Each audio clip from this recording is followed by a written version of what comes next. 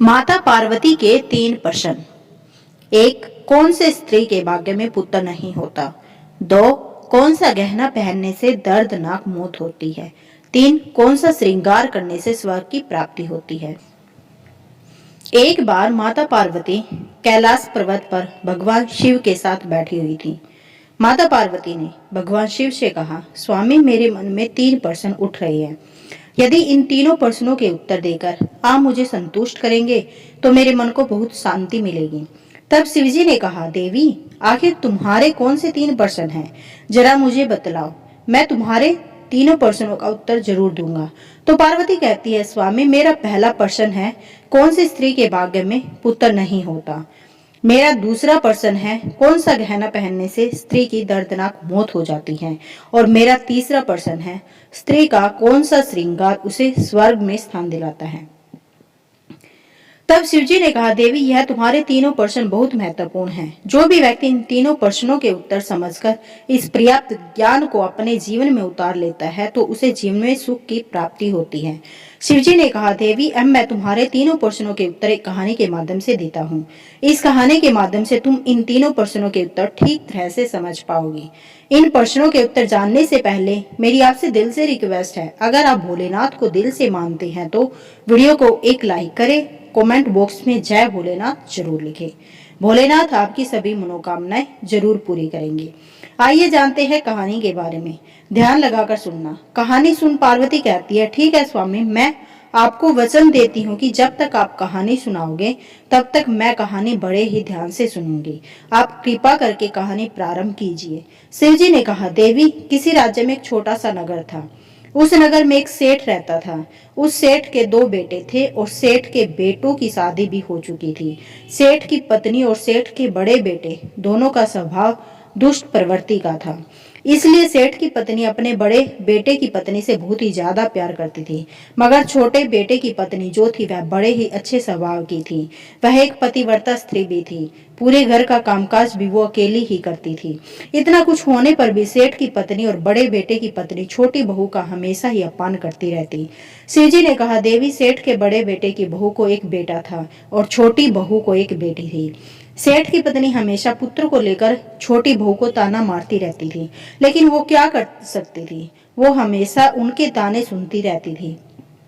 तब भगवान शिव कहते हैं, हे देवी, अब मैं तुम्हें छोटी बहू की कहानी अच्छी तरह से समझाता हूँ। इस कहानी से तुम्हें तुम्हारे पहले प्रश्न का उत्तर मिल जाएगा। तुम्हारा पहला प्रश्न था कि कौन सी स्त्री के भाग्य में पुत्र की प्राप्ति नहीं होती। तब भगवान शिव कहते हैं, देवी, उस सेठ की जो पत्नी थी वो पहले से ही बड़ी दुष्ट थी। उसके कुटिल स्वभाव से सभी घर वाले बहुत ही ज्यादा परेशान थे, परंतु अपनी सीधी सादी छोटी बहू को वह कुछ ज्यादा ही परेशान करती रहती थी। उसको सताने में उसको बहुत ही ज्यादा आनंद आता था। सेठ के छोटे बेटे की पत्नी का नाम मीना था। बेचारी मीना सुबह जल्दी उठकर अपने काम काज में लग जाती थी। इतना करने पर भी सेठ की पत्नी की निगाहों में मीना हमेशा ही खटकती रहती थी। एक दिन की बात है, मीना घर पर झाड़ू लगा रही थी।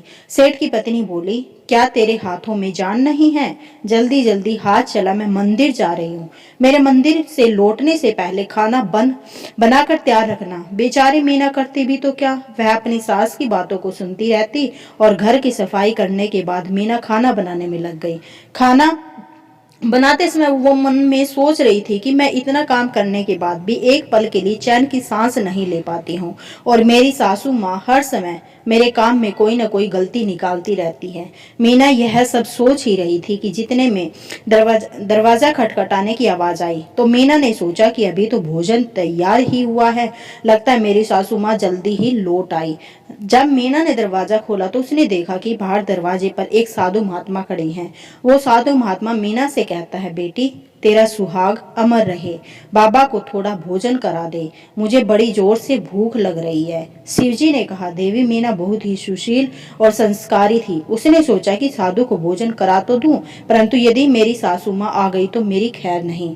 फिर कुछ देर तक सोच विचार करने के बाद मैंने उस साधु को भोजन कराने के लिए अंदर आने को कहा और उस समय मीना के मन में विचार आया कि सासू माँ से डरना कैसा, यदि मेरी सासू माँ आ भी जाएगी और मुझसे कुछ कहेगी तो मैं उन्हें कह दूंगी कि मैंने अपने हिस्से का भोजन इस साधु को दे रही हूँ। शिवजी ने कहा, देवी, फिर ऐसा सोचकर मीना साधु को अंदर ले गई और अतिथि धर्म का पालन करते हुए उस साधु को भोजन कराने लग गई। अभी साधु भोजन कर ही रहा था कि मीना की सासू माँ आ गई और फिर साधु को घर के अंदर बैठा भोजन करते देख उसको गुस्सा सातवें आसमान पर जा पहुंचा और एकदम से साधु महात्मा से कहने लगी कि यहाँ कोई भंडारा नहीं चल रहा हमारे घर में, उठकर जल्दी से बाहर निकल जाओ। मीना ने अपनी सासू को रोकने की बहुत कोशिश की, परंतु उसने साधु को धक्के मार कर घर से बाहर निकाल दिया और उसका खाना उठाकर फेंक दिया। अब उसका क्रोध मीना पर टूट पड़ा और कहने लगी, मैंने तुझे कहा था कि अन्न का एक दाना भी बर्बाद मत करना, लेकिन तूने यह क्या किया? तूने इस साधु को इतना सारा अन्न खाने को दे दिया। शिव जी ने कहा, देवी मीना डरती हुई बोली, माँ जी मैंने तो उसे अपने हिस्से का भोजन दिया था, इसमें इतना भला बुरा कहने की क्या बात है? अतिथि तो भगवान का रूप होता है और अतिथि धर्म का पालन तो हर गृहस्थ को करना चाहिए। शिव कहते, इस प्रकार काफी देर तक सास बहू के झगड़ा चलता रहा और अंत में उस बच्चलन सास ने मीना को भी धक्के मारकर घर से बाहर निकाल दिया। अब वो बेचारी रोती हुई घर का दरवाजा खटखटाती रह गई, परंतु उसकी सास पत्थर जैसी बन गई, उसका दिल नहीं पिघला। अब मीना के पास में एक ही रास्ता बचा था कि वह अपने मायके में लौट जाए।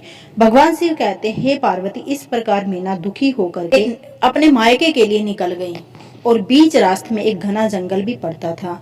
मीना भूख प्यास से तड़पती हुई अपने मायके के लिए चली जा रही थी। तभी अचानक जोर से बादल छाए और मूसलाधार बारिश शुरू हो गई। भगवान शिव कहते हैं, हे देवी, बारिश से बचने के लिए मीना ने एक पेड़ की शरण ली, लेकिन बरसात का वेग इतना तेज था कि बचना मुश्किल हो गया था। अब उस पेड़ में एक खोख बनी हुई थी। मीना यह सोचकर उसमें घुस गई कि बारिश रुकने पर बाहर निकल जाऊंगी और जब तक बरसात हो रही है वह खोख में अपनी सुरक्षा कर सकती है।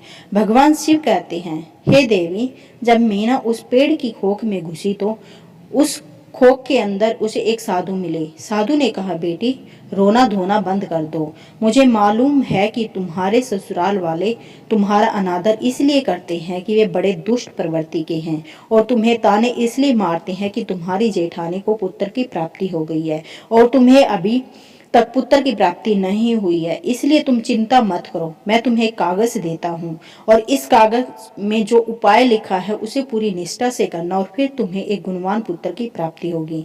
इस प्रकार वो साधु महात्मा कागज देकर ब्रह्मा से अंतर्धान हो गए। उधर जब बरसात बंद हो गई तो मीना को ढूंढता हुआ उसका पति वहां पर पहुंच गया और फिर मीना मायके न जाकर उस जंगल में एक झोपड़ी बनाकर रहने लगी। भगवान शिव कहते हैं, हे देवी पार्वती, एक दिन की बात है, मीना को पुत्र का ख्याल आया और सोचने लगी कि यदि मेरे भी एक पुत्र होता तो ससुराल में मेरी भी इज्जत होती। वह ऐसा सोच ही रही थी कि उस साधु का दिया हुआ कागज याद आ गया और जब मीना ने पुत्र प्राप्ति के लिए उस कागज को पढ़ा तो उसमें लिखा था, बेटी पुत्र प्राप्ति के लिए हमेशा स्त्री को रात्रि के समय पुरुष के बाईं तरफ सोना चाहिए। ऐसा करने से कुछ समय के बाद में बाईं करवट लेटने से नाक का बायां स्वर चालू हो जाता है और फिर जब भी पुत्र प्राप्ति की इच्छा हो तो उस स्थिति में मिलन से पहले यह निश्चित कर लेना चाहिए कि पुरुष का दायां स्वर चलने लगे और स्त्री का बायां स्वर चलने लगे, उसी समय गर्भाधारण किया जाना चाहिए। ऐसा करने से निश्चित ही पुत्र की प्राप्ति होती है और इसके विपरीत स्वर चलने से पुत्री की प्राप्ति होती है। कागज में आगे लिखा था कि मासिक धर्म शुरू होने के प्रथम 4 दिन में मिलन से पुरुष रोगी होता है, 5वीं रात्रि में मिलन से पुत्री की प्राप्ति होती है, 6ठी रात्रि में मिलन से पुत्र की प्राप्ति होती है, 7वीं रात्रि में मिलन से बंध्या पुत्री की प्राप्ति होती है, 8वीं रात्रि में मिलन से ऐश्वर्यशाली पुत्र प्राप्त होता है और 9वीं रात्रि में मिलन से ऐश्वर्यशाली पुत्री की प्राप्ति होती है, 10वीं रात्रि में मिलन से अति श्रेष्ठ पुत्र प्राप्त होता है, 11वीं रात्रि में मिलन से अच्छे संस्कार वाली पुत्री की प्राप्ति होती है। इसके बाद भगवान शिव कहते, हे देवी पार्वती, इस प्रकार मीना ने 10वीं रात अपने पति से मिलन करके गर्भाधारण किया। अब सुबह स्नान आदि से निवृत्त होकर पूजा पाठ करके मीना का पति लकड़ी काटने के लिए चला गया। उसके पति के जाने के बाद तूफान आया और मीना की झोपड़ी उस तूफान में उड़ गई और बरसात होने लगी और फिर मीना बरसात से बचने के लिए एक पेड़ पर पता लिखती है। यह पता उसी खोख का था जिस खोख में मीना बरसात से बचने के लिए पहले छुपी थी। मीना ने पेड़ के ऊपर पता इसलिए लिखा था क्योंकि जब उसका पति लकड़ी लेकर वापस आएगा तो पेड़ पर पता लिखा हुआ देखकर उसी खोख में बरसात से बचने के लिए चला जाएगा। भगवान शिव कहते हैं, हे देवी पार्वती। उधर मीना उस खोख में जाकर छुप जाती है जो उस पेड़ के अंदर बनी हुई थी। उस पेड़ के पास में 2 प्रेत आत्माओं का निवास स्थान था। मीना बरसात से बचने के लिए उस खोख में छुपी हुई थी और उधर वे दोनों प्रेत आत्माएं बरसात से परेशान होकर उसी पेड़ की तरफ चली जा रही थी। फिर उस पेड़ के नीचे आकर के एक प्रेत आत्मा कहने लगी, अब तो चला भी नहीं जा रहा, वरना मन तो कर रहा था कि माणिक टापू पर चले। तभी दूसरी आत्मा बोलती है, इसमें हमारे लिए कौन सी बड़ी बात है, यह पेड़ हमें अभी उड़ा करके अभी वहां पर पहुंचा देगा जहां माणिक मोती का टापू है। ऐसा कह करके वे दोनों प्रेत आत्माएं पेड़ के ऊपर बैठ गए और वो पेड़ अचानक से उड़ने लगा और उधर मीना को खोख में घुसते ही थकान की वजह से नींद आ गई। लेकिन पेड़ के उड़ने से लगने वाले झटके से मीना की नींद खुल गई और पेड़ को उड़ता हुआ देख करके वह अचानक से घबरा गई और गीता ने पेड़ की खोख से बाहर देखा तो पेड़ के ऊपर 2 प्रेत आत्माएं बैठी हुई थी। इसलिए मीना ने परिस्थिति के साथ समझौता किया और सोचा कि जो होगा वो अच्छा ही होगा। फिर कुछ देर के बाद वो पेड़ माणिक टापू पर पहुंचा और नीचे उतर गया। उधर वे दोनों प्रेत आत्माओं को भूख लग रही थी, इसलिए वे दोनों शिकार की तलाश में निकल गई। भगवान शिव कहते हैं, देवी पार्वती, उन दोनों प्रेत आत्माओं के जाने के बाद में मीना खोख से बाहर निकली और उसने चैन की सांस ली। अब जैसे ही मीना ने माणिक टापू पर फैली रेत को देखा तो एकदम से आश्चर्यचकित हो गई। वो रेत चमक रही थी और जैसे ही मीना ने रेत को हाथ में उठाया तो खुशी से झूम उठी, अरे यह तो माणिक मोती की रेत है। और फिर मीना ने अपनी ओढ़नी के पल्लू में 4-5 किलो रेत बांध ली और जल्दी से आकर के उस पेड़ की खोख में छिप गई। भगवान शिव कहते हैं, हे देवी पार्वती, इधर मीना का उस खोख में जाना हुआ और उधर से वे दोनों प्रेत आत्माएं पेड़ पर वापस आ गई और आकर के वापस कहने लगी, आज तो भरपेट भोजन मिल गया, आज तो भरपेट भोजन मिल गया। अब चलो वापस वही लौट चलते हैं जहां से हम आए थे। और फिर इस प्रकार थोड़ी ही देर में वो पेड़ उड़ करके उसी जगह पर पहुंच गया। भगवान शिव कहते हैं, हे देवी पार्वती, मीना उसी खोख में घुसी रही जब तक वे दोनों प्रेत आत्माएं उस पेड़ से चली नहीं गई। और जैसे ही वे दोनों आत्माएं पेड़ से चली गई वैसे ही मीना माणिक मोती की पोटली लेकर उस खोख से बाहर आ गई और मन में सोचने लगी कि इतने सारे माणिक मोती देखकर मेरी सासू माँ खुश हो जाएगी और अब मैं ससुराल वापस जाऊंगी और अपनी सासू माँ को इतने सारे माणिक मोती दूंगी। फिर वो मुझसे कभी भी लड़ाई झगड़ा नहीं करेगी और मुझसे प्यार करने लगेगी। भगवान शिव कहते हैं, हे देवी, इधर मीना ऐसा सोच रही थी तब तक मीना का पति मीना को ढूंढता हुआ उस पेड़ की तरफ आ जाता है और मीना अपने पति को सारी घटना बताती है और अपने पति के साथ वापस अपने ससुराल के घर पहुंच जाती है और उसे माणिक मोती कैसे प्राप्त हुए वो सारी कहानी अपनी सासू माँ को बता देती है। भगवान शिव कहते हैं, माणिक मोती लेने के बाद मीना की सास एकदम से क्रोधित होकर के बोली, तू थोड़े से माणिक मोती लेकर क्यों आई है? वहां पर जितने भी मोती थे वो सब लेकर आना चाहिए थे। फिर अपनी सासू माँ की बात सुनकर मीना कहने लगी, सासू माँ, हमारी 7 पीढ़ियों के लिए ये माणिक मोती काफी है। तो सासू माँ कहने लगी, अरे पागल स्त्री, माणिक मोती भी काफी होते हैं क्या? जितने हो उतने ही कम हैं। अब देख, मैं जाऊंगी और कितने सारे माणिक मोती लेकर आऊंगी। भगवान शिव कहते हैं, हे देवी, मीना ने अपनी सासू माँ को बहुत समझाया परंतु उस लालची स्त्री के एक भी बात समझ में नहीं आई। उसने मीना की एक भी बात नहीं सुनी और जाकर उस पेड़ की खोख में बैठ गई। उधर वे दोनों प्रेत आत्माएं जैसे ही पेड़ पर आई तो अचानक से वो पेड़ उड़ने लगा। इधर पेड़ उड़ता हुआ जा रहा था और उधर वो मीना की सासू माँ बहुत ही खुश हो रही थी कि आज मैं बहुत सारे माणिक मोती लेकर आऊंगी। भगवान शिव कहते हैं, इधर वो अपने मन में खुशी मना रही थी और उसी समय एक प्रेत आत्मा बोली, चलो आज माणिक टापू पर नहीं चल करके मत्स्य टापू पर चलते हैं, आज मछलियां खाने का बहुत मन कर रहा है। और फिर जैसे ही प्रेत आत्माओं ने मछली खाने का मन बना तो वह पेड़ मत्स्य टापू पर चला गया। भगवान शिव कहते हैं कि हे देवी पार्वती, इस प्रकार प्रेत आत्माओं की बात सुनकर खोख में बैठी हुई वो मीना की सासू माँ खुद पर संयम नहीं रख सकी और एकदम से बोल पड़ी, अरे तुम माणिक टापू क्यों नहीं जा रहे हो? मत्स्य टापू पर क्यों जा रहे हो? माणिक टापू पर चलो। अब जैसे ही उस औरत की आवाज सुनी तो वो प्रेत आत्माओं ने समझ लिया कि इस पेड़ की खोख में कोई छिपा हुआ है। उन्होंने जैसे ही खोख में प्रवेश किया तो उन दोनों प्रेत आत्माओं ने उस लालची औरत को देखा तो उसे उठाकर पेड़ से नीचे फेंक दिया। नीचे गिरते ही उसकी मौत हो गई।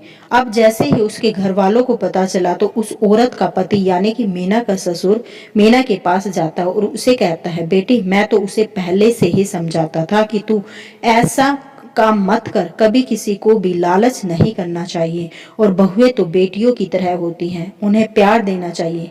मगर उसने मेरी एक भी बात नहीं मानी और आज उसे उसके कर्मों की सजा भगवान ने दे दी। भगवान शिव कहते हैं, हे देवी पार्वती, उधर मीना अपने पति के साथ में आनंद पूर्वक जीवन व्यतीत करने लगी। फिर कुछ समय गुजरने के बाद मीना को गुणवान पुत्र की प्राप्ति हुई और पुत्र की प्राप्ति के बाद मीना की खुशी का ठिकाना नहीं रहा और वह भगवान का शुक्रिया अदा करने लगी। उधर सेठ के बड़े लड़के की बहू, जो हमेशा मीना को पुत्र को लेकर ताने मारती थी, जब मीना को पुत्र की प्राप्ति हो गई और उसे धन की भी प्राप्ति हो गई, उधर सेठ के बड़े लड़के और बहू के दिन गरीबी में गुजरने लगे। तो सेठ की बड़ी बहू जाकर मीना के आगे हाथ जोड़कर के अपनी गलती की माफी मांगने लगी। मीना बहुत ही दयावान औरत थी, इसलिए उसने अपनी जेठानी को माफ कर दिया और जो भी माणिक मोती लेकर आई थी उसमें से कुछ माणिक मोती अपनी जेठानी को भी दे देती है। इस तरह वो पूरा परिवार अच्छे से जीवन यापन करने लगता है। इस प्रकार जब समय सुख पूर्वक व्यतीत होने लगा तो सेठ की बड़ी बहू का जो पुत्र था वो अवगुणी था, इसलिए उसने सारा धन बर्बाद कर दिया और मीना का जो पुत्र हुआ था वह बहुत ही गुणवान पुत्र था। वह अपने जीवन में इतना आगे बढ़ा कि उसने अपने माता पिता का नाम रोशन कर दिया और फिर जब मीना और उसकी जेठानी का जीवन समाप्त हुआ तो मीना को स्वर्ग की प्राप्ति हुई और उसकी जेठानी को नरक में स्थान मिला। भगवान शिव कहते हैं, हे देवी पार्वती, तुम्हारा पहला प्रश्न था कि कौन सी स्त्री के भाग्य में पुत्र नहीं होता। तो सुनो, साधु के द्वारा दिए गए कागज के विपरीत जो कार्य करता है उसके भाग्य में पुत्र योग नहीं होता है। और तुम्हारा दूसरा प्रश्न था कि कौन सा गहना पहनने से स्त्री पुरुष की दर्दनाक मौत होती है। तो सुनो, वो है लालच रूपी गहना जो सेठ की पत्नी ने पहना था और खूब सारे माणिक मोती लाने के लिए खोख में घुस गई और प्रेत आत्माओं द्वारा नीचे फेंक दी गई।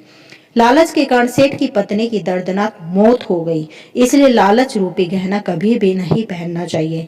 भगवान शिव कहते हैं, तुम्हारा तीसरा प्रश्न था कि कौन सा श्रृंगार करने से स्त्री को स्वर्ग में स्थान मिलता है। तो सुनो, वो है चरित्र रूपी श्रृंगार, यानी कि चरित्रवान और पतिव्रता स्त्री। सेठ की छोटी बहू मीना की तरह मृत्यु के बाद स्वर्ग में जाती है, इसलिए हर विवाहित स्त्री को पतिव्रता और चरित्रवान होना चाहिए। परिवार के साथ में मिलजुल कर रहना चाहिए। वीडियो अगर पसंद आया हो तो वीडियो को एक लाइक जरूर करें और हमारे चैनल को जरूर सब्सक्राइब करें और हाँ, कमेंट बॉक्स में ओम नमः शिवाय जरूर लिखें। भगवान भोलेनाथ आपकी सभी मनोकामनाएं पूरी करेंगे।